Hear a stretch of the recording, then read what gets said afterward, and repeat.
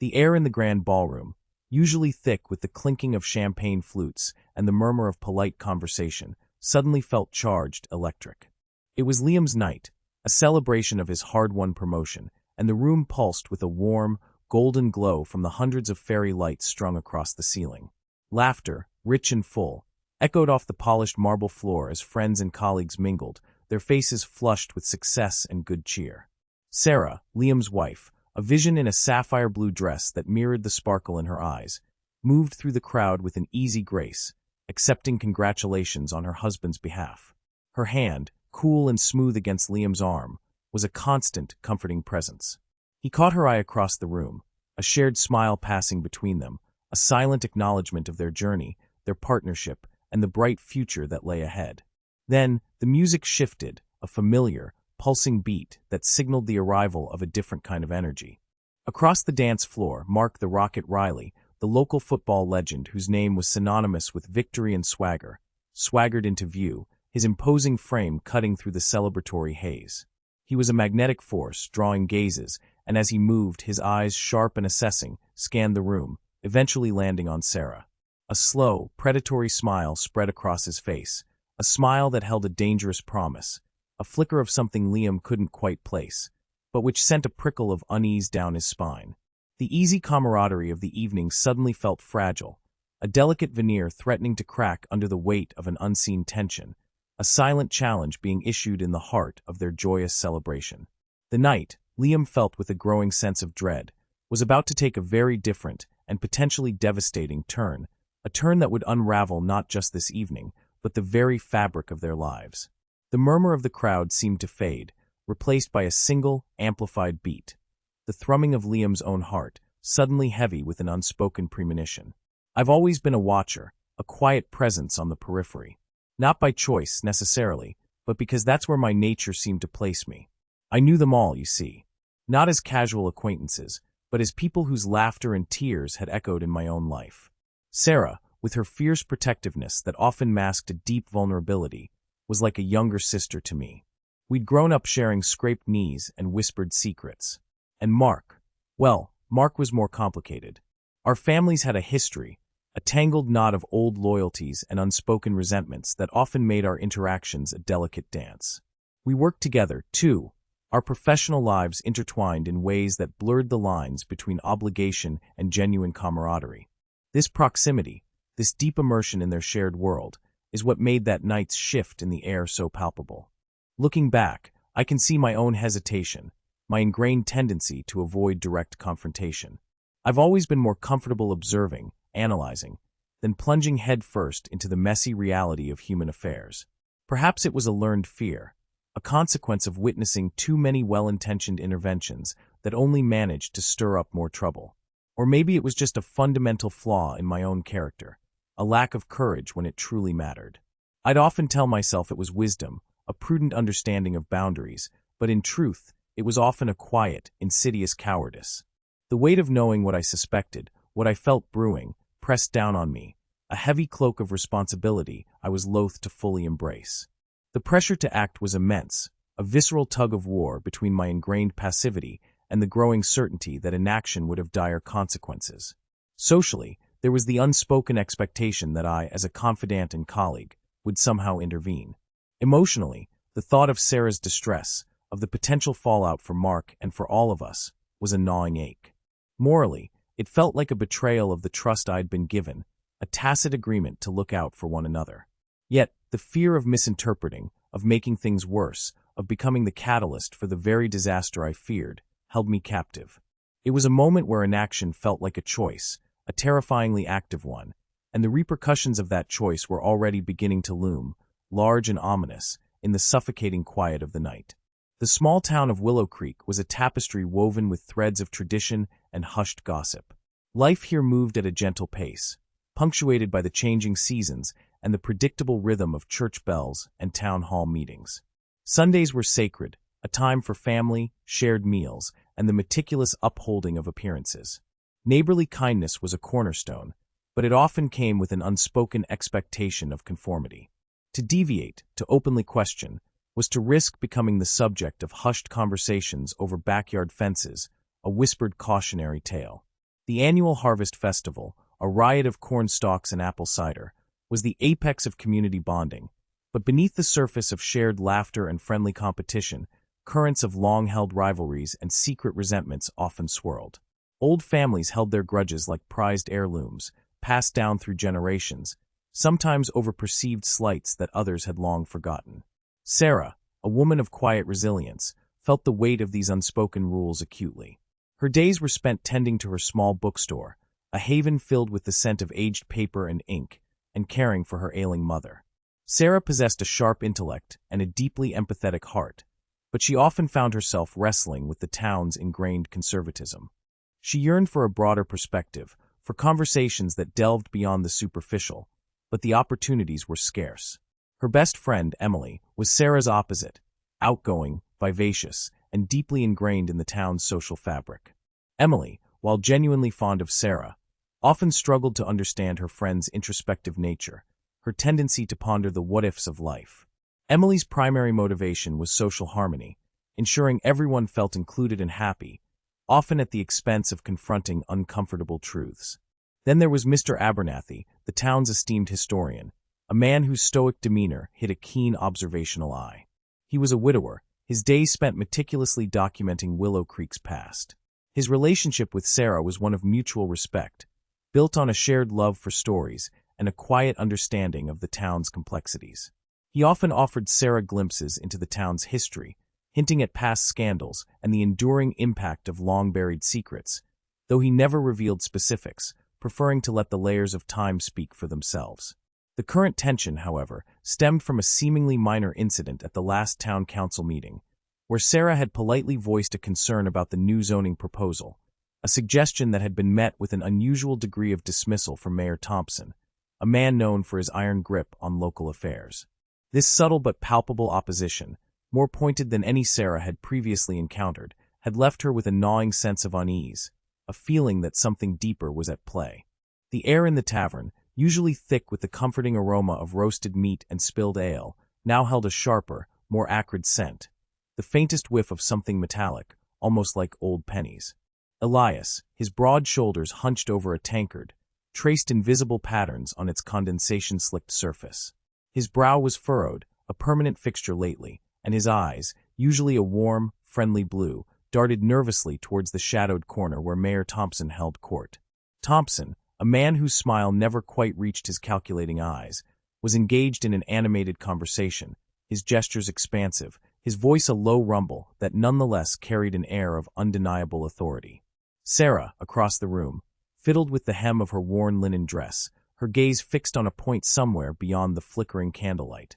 A small frown creased her lips, a telltale sign of her internal unease. She remembered the council meeting with a clarity that still prickled. It wasn't just Thompson's dismissal. It was the way the other council members had averted their eyes, a collective, silent agreement to overlook her perfectly reasonable point. Just a simple question about drainage, Sarah. Why this sudden glacial reception?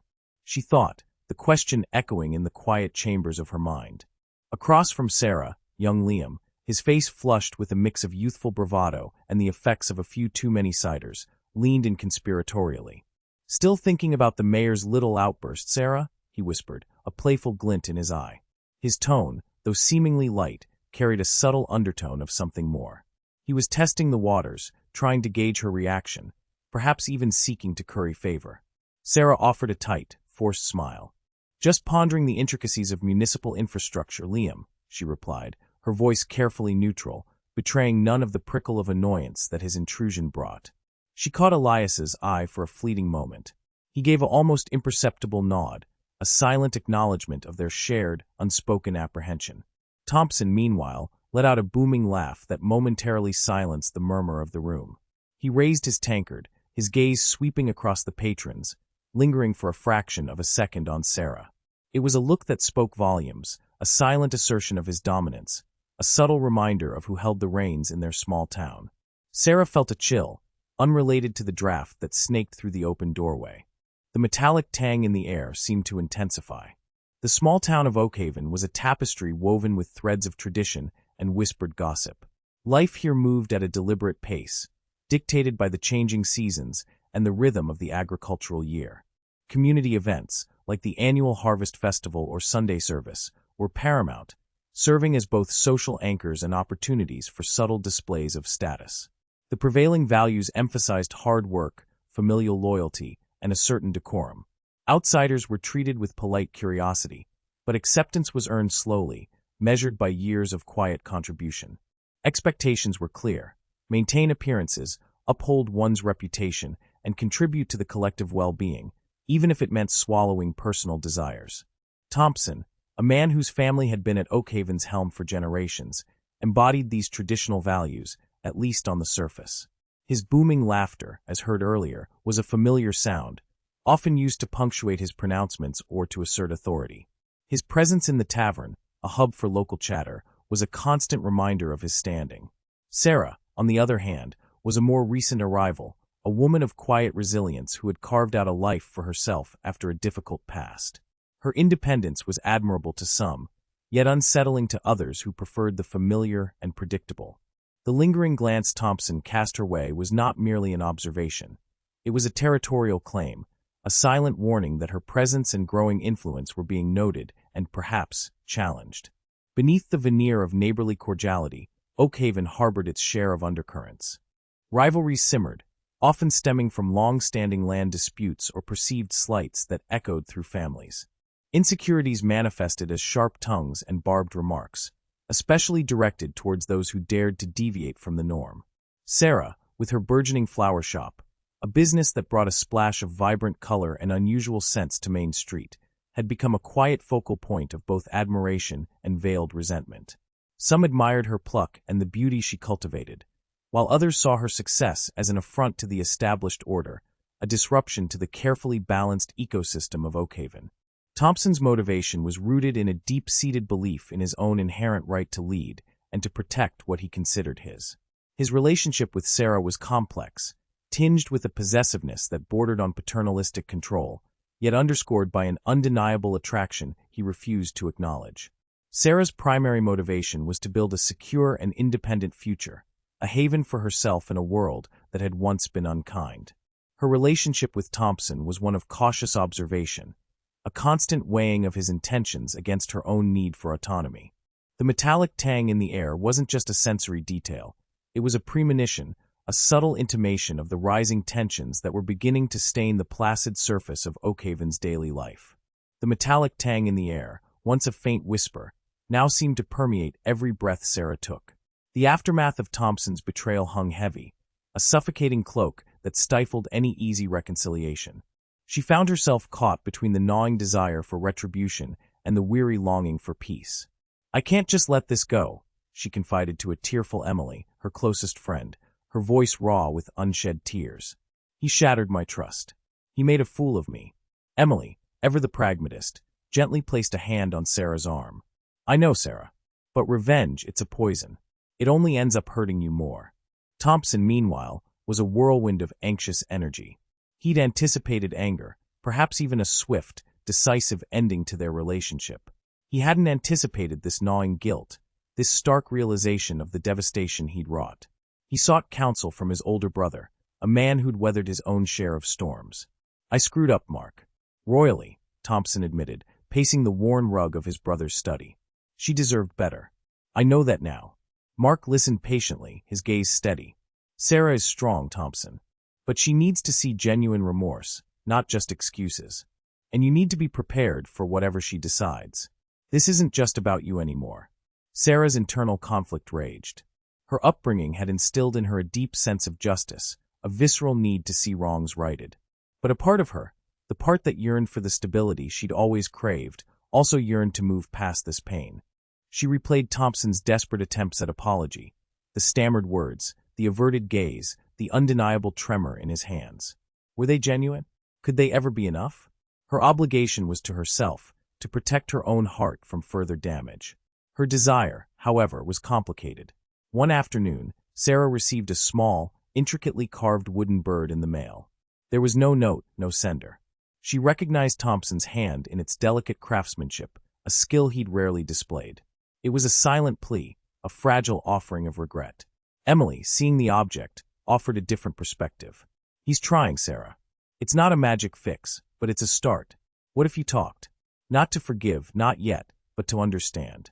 To see if there's anything left worth salvaging, or if it's truly time to walk away for good. The weight of the decision pressed down, forcing Sarah to confront the fractured pieces of her life and decide which ones, if any, she could mend. The small, tarnished silver locket rested in Sarah's palm, cool against her skin. It was a relic of a time when promises felt solid and futures stretched out, unblemished. Emily's words echoed, each syllable a gentle nudge towards an unknown shore. Talk to understand. The idea felt alien, a language she hadn't spoken in years.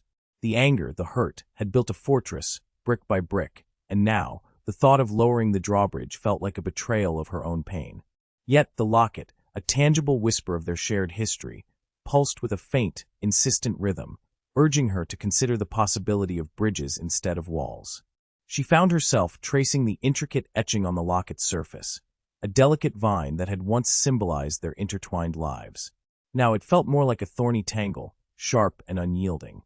The thought of facing him, of seeing his eyes meet hers with that familiar blend of apology and something else she couldn't quite decipher, made her stomach churn. But Emily was right. This stasis, this constant internal battle, was exhausting. Living in the shadow of what was, without addressing the present, was a slow erosion of her own spirit. It was time to move, even if the movement was uncertain, even if the destination was unclear. The decision, when it finally solidified, felt less like a choice and more like an inevitability. It wasn't about forgiveness, not yet. It was about clarity. It was about gathering the fragments of their shared narrative and seeing if there was a coherent story left to tell, or if the time had indeed come to finally turn the page. She closed her hand around the locket, its cool metal a grounding presence. The conversation, she knew, would be fraught with unspoken histories and raw emotions. But for the first time in a long time, she felt a flicker of agency, a sense that she was no longer solely defined by the wreckage, but by the courage to face it. The air in the room crackled, not with static electricity, but with the residual friction of years of unspoken pain. Eleanor's knuckles were white where she clutched the locket, a silent testament to the inner war raging within her. Forgiveness, she was discovering, wasn't a sudden, miraculous descent of peace, but a brutal, painstaking climb out of a chasm of resentment. Every memory of betrayal, every sharp word, every perceived injustice felt like a loose rock threatening to send her tumbling back down. She wrestled with the urge to lash out, to point fingers, to demand a confession that might never come. The anger was a familiar cloak, one she'd worn for so long it felt like a second skin. But beneath it, a fragile yearning for release was beginning to stir. Across from her, Mark's gaze was a mixture of defensiveness and a hesitant vulnerability. He, too, carried the weight of past actions, the scars etched deeply into his own soul. He understood, in a way Eleanor was only beginning to grasp, that holding on to grudges was a self-inflicted wound. He'd witnessed firsthand how bitterness could fester, poisoning not just one life, but the lives of everyone connected. He remembered a friend who, consumed by a desire for retribution, had lost sight of joy, of love, of everything that truly mattered. That cautionary tale echoed in his mind, urging him towards a different path. He knew that rebuilding trust required more than just apologies. It demanded consistent actions, a demonstration of genuine change, and an unwavering commitment to honesty.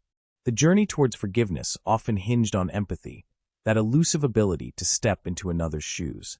Eleanor found herself, with immense effort, trying to understand the circumstances that had led Mark to his choices. It wasn't about excusing his behavior, but about recognizing the flawed humanity that had led to it. She began to see the fear that might have driven him, the pressures he might have faced, the internal struggles that had contributed to his actions. This nascent understanding, though painful, began to chip away at the solid wall of her anger. It was a slow, arduous process, like painstakingly dismantling a fortress, brick by emotional brick. The act of forgiving, Eleanor learned, wasn't a singular event, but a continuum. There were moments when she felt a conditional forgiveness, a tentative offering contingent on certain behaviors, a desire for a future where such hurt wouldn't be repeated. But then there were deeper stirrings, inklings of an unconditional forgiveness, a release that didn't depend on Mark's deserving it, but on her own need for freedom. And perhaps the most challenging forgiveness of all was the one she was just beginning to explore, self-forgiveness. Had she, in her own way, contributed to the brokenness? Had her own reactions, fueled by pain, inadvertently kept the cycle alive? This introspection was a vital, albeit uncomfortable, part of her healing.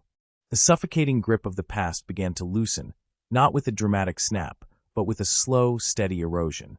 Clara found herself reevaluating choices, not with self-recrimination, but with a burgeoning curiosity about her own agency. She remembered a particularly sharp retort she delivered to Mark during a heated argument years ago, a statement fueled by hurt and insecurity. Replaying it in her mind now, she saw how it had served only to escalate the conflict, a tiny spark igniting a wildfire. This realization wasn't about assigning blame, but about understanding the mechanics of past failures, a crucial step towards building something new. This new perspective opened doors previously sealed shut by resentment. She started volunteering at a local community garden, a place teeming with life and a stark contrast to the sterile environment of her past struggles. There, amidst the earthy scent of soil and the vibrant hues of blooming flowers, she met Evelyn, a woman who had navigated her own significant losses with remarkable grace. Evelyn, without ever prying, shared anecdotes about cultivating patience with stubborn seedlings and the quiet triumph of a harvest. These simple stories resonated deeply, offering practical metaphors for Clara's own journey of growth. Mark, too, was undergoing his own quiet transformation. He had taken a job as a handyman in a small coastal town, a far cry from the corporate ladder he had once desperately climbed. The physical labor, the tangible results of fixing something broken, offered a solace he hadn't anticipated. One afternoon, while repairing a leaky faucet for an elderly woman, he found himself sharing a story about a childhood mistake, a stolen bike he'd never confessed to. The woman, with a knowing smile, simply said, "We all carry our share of busted parts, dear. The important thing is what you do with them now." That simple act of being heard, without judgment, was a turning point. The ripple effect of these individual shifts began to manifest in their interactions, even from a distance.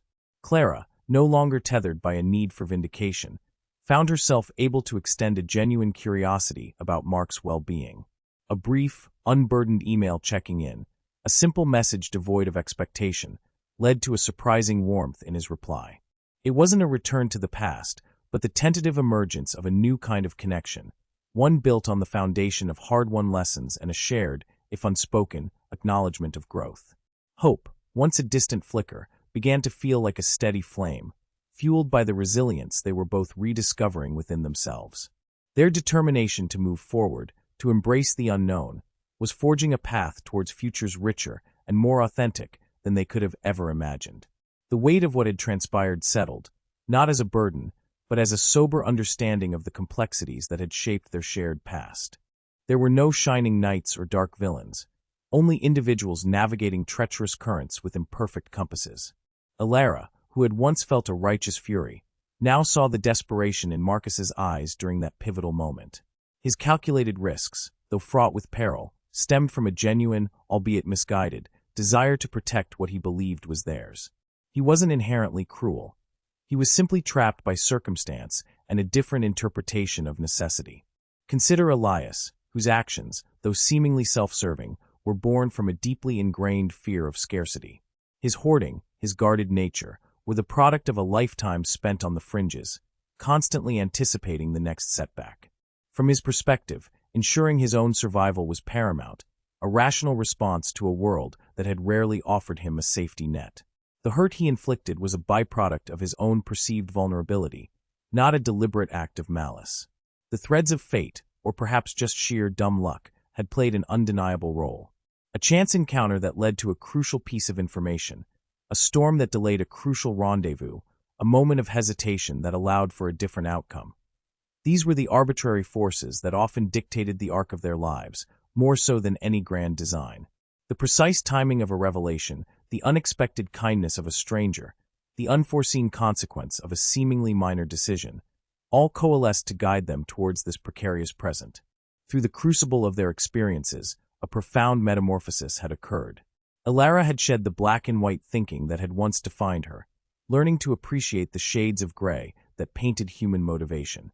Marcus, humbled by the precipice he had approached, began to understand the value of genuine trust and empathy, recognizing that true strength wasn't about control, but about collaboration. Elias, witnessing the impact of his own isolation, started to extend tentative bridges, finding that shared vulnerability could foster unexpected bonds. The scars remained, testaments to the battles fought, but they now served as reminders of the lessons learned, not as open wounds. They had emerged from the storm not unscathed, but undeniably wiser, their understanding of themselves and each other immeasurably deepened.